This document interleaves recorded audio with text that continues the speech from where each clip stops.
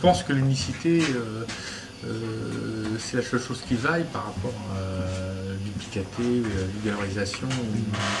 Je pense qu'une pièce, quand elle est unique, donc c'est qu'elle correspond à un instant dans le temps, je pense qu'elle capte des choses que n'a pas sa reproduction ou son... elle a une espèce d'âme, quoi, ou je sais pas, enfin, je pense que c'est important, quoi. La multiplicité, les duplicata envahissent le monde, et je pense que le souci d'originalité va devenir important, même si des fois elle est dévoyée, quoi. Parce que les gens confondent tout, par manque de savoir, parce qu'ils ne font pas. Quand on ne fait pas, on sait tout, quoi. C'est aussi bête que ça. Le grand créateur actuel, là, on parle toujours Stark. J'ai entendu des trucs sur Stark. Non, Stark. Alors Stark, une fois j'ai entendu, j'étais là, a inventé le design. Ah bon? Créateur du design. Ah bon? Bon, enfin bref, je sais pas. Les gens ont une notion de l'histoire qui est... Enfin, je sais pas, quoi, c'est rigolo.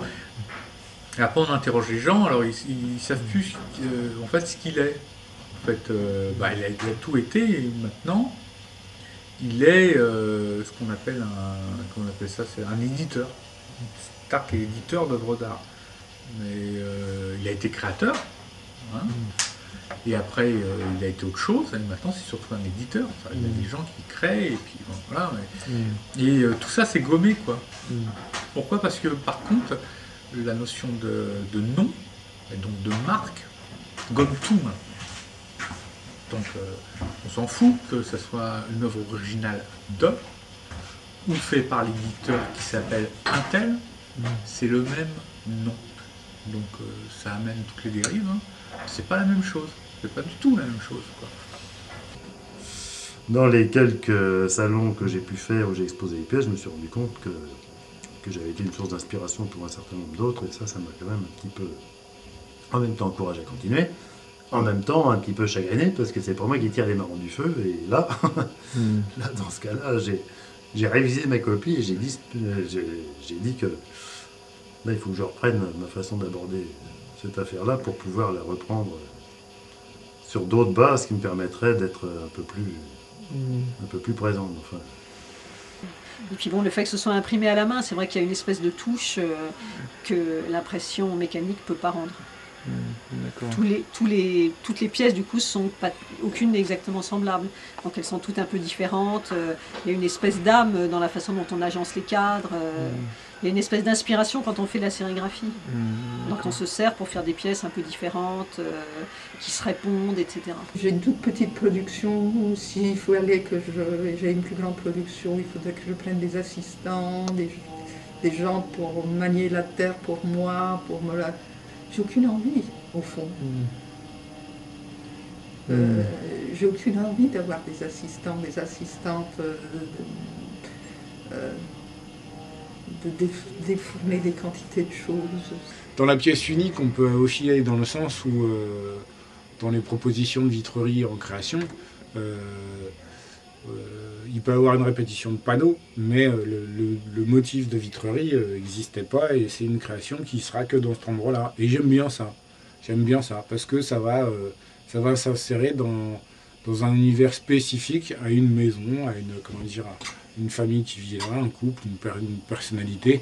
C'est pas une religion, hein, la pièce unique, quoique il me semble que même si je répétais 3-4 fois un peu le même schéma de pièces, il y a toujours des petits dérapages, des accidents, des trucs de l'instant qui sont intéressants, quoi, qui te montrent qui méritent d'être faits.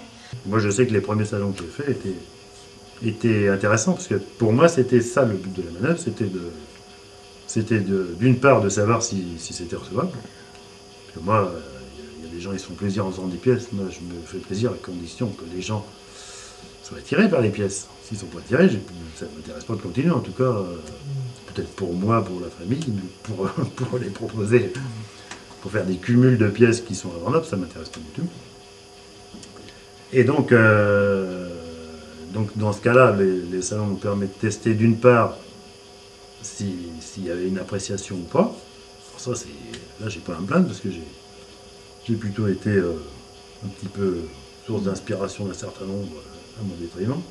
Et puis d'autre part, d'essayer de savoir quel type de personnes pouvaient s'intéresser à ces pièces. Est-ce que c'était des gens qui étaient plus acheteurs en galerie? Est-ce que c'était des gens... D'abord, est-ce que les galeries elles-mêmes, c'est-à-dire les professionnels, quels sont les professionnels qui se tournaient vers ce que je pouvais proposer, et puis après, quelle était la clientèle. Donc ça, cette phase de test était intéressante parce qu'elle était vraiment absolument indispensable pour savoir comment je pouvais me positionner. Et à partir de là, on prend du recul et on regarde la façon dont on peut analyser ces éléments pour pouvoir se représenter après avec une proposition qui, elle, aurait un peu plus d'efficacité économique dans la mesure du possible. Parce qu'encore une fois, moi, j'ai pas vocation à être l'artiste incompris, à me faire que des pièces uniques. Non, moi, ce qui m'intéresse, c'est de faire des pièces qui me paraissent abouties et qui correspondent à ce que je souhaite proposer. Et puis, qu'il y ait trop de clientèle, hein, c'est beaucoup mieux. Hein. Donc la façon d'analyser ça a été vachement enrichissant parce que précisément, j'ai découvert que c'est pas du tout évident et que ça se construit pas comme ça. Mais maintenant, il faudrait que j'adopte une stratégie commerciale et là, c'est pas encore fait. S'il y a une marge de manœuvre, je vais l'utiliser tout de suite. Je vais l'utiliser tout de suite parce que c'est justement ces espaces-là où se trouve le plus de plaisir. Parce que dans ce moment-là, il y a une proposition qui est faite, il y a quelque chose qui restera et qui sera unique, une grande chance qu'il reste unique. Donc moi, c'est ça qui m'excite, c'est ça qui me plaît surtout, quoi. Donc effectivement, ça peut être un petit peu au détriment, disons que, ouais, voilà, je peux un petit peu sous-évaluer comment dire, le coût de mon travail pour pouvoir faire quelque chose qui m'intéresse et voilà, quoi. Ce que je faisais, le modélage qui quelquefois était couvert en bronze, alors il y a une certaine quantité qui est possible, du point de vue de la législation, de faire un certain nombre, et pourquoi pas, oui, pourquoi pas. Mais bon, avant que cette législation était établie, c'était vraiment les dizaines et dizaines de la même sculpture de Rodin qui étaient vendues sur le marché. En général, les pièces, vous participez pas vraiment d'une série, mais d'une famille de pièces.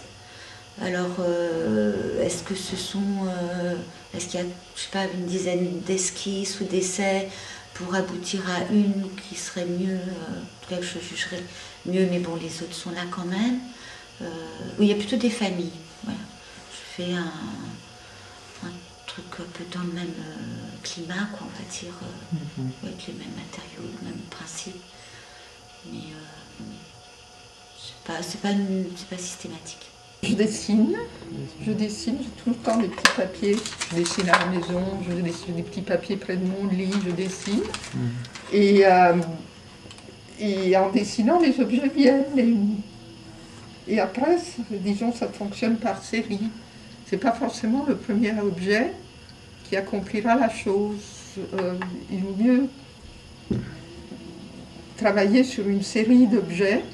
Et à mesure qu'on en fait un autre, il s'affine et il s'améliore, souvent. Et puis il y a un moment où, au lieu de s'améliorer, ils empirent. Et là, il faut s'arrêter. Je suis très intéressé par le travail de série, c'est-à-dire le fait que des œuvres se déclinent en de nombreux exemplaires, en de nombreuses exécutions. Et que de cette suite, naissent une sorte de fugue, on va dire, un peu comme ce que pourrait faire quelqu'un comme Bach, c'est-à-dire vraiment arriver à partir de variations infimes, à produire finalement des évolutions qui sont pas si infimes que ça, qui peuvent même devenir assez fondamentales.